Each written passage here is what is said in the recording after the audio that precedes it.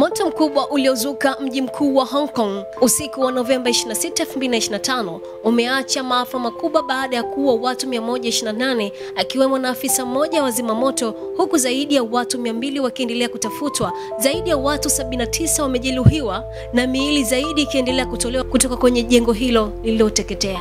Taarifa za awali zinaonyesha kuwa mlipuko wa ghafla na matumizi ya povu ya plastiki katika kufunika madirisha na lifti na maeneo ya ukarabati yalisababisha moto kusambaa kwa kasi kubwa. Vifaa vya nje ikiwemo neti zilizotumika wakati wa ukarabati vimegundulika kutokidhi viwango vya usalama na kuchangia ukubwa wa tukio hilo. Serikali ya Hong Kong imeanzisha uchunguzi wa kijinai na kuagiza ukaguzi wa haraka wa miradi yote ya ukarabati kwenye makazi ya umma.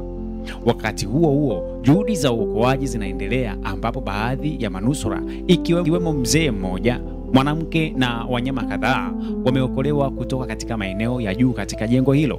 Taasisi ya umma ya kupambana na rushwa imewakamata wakurugenzi wawili wa kampuni ya ujenzi, huku wengine watatu kutoka katika kampuni ya Priest Constructions Engineering Company Limited wakikitiwa mbaroni kwa tuhuma za kuua bila kukusudia kutokana na matumizi ya vyenzo zisizokubalika kisheria. Tuendelee kufuatilia kuweza kujua madhara makubwa ambayo yameweza kutokea katika moto huo. Hii ni CF Media.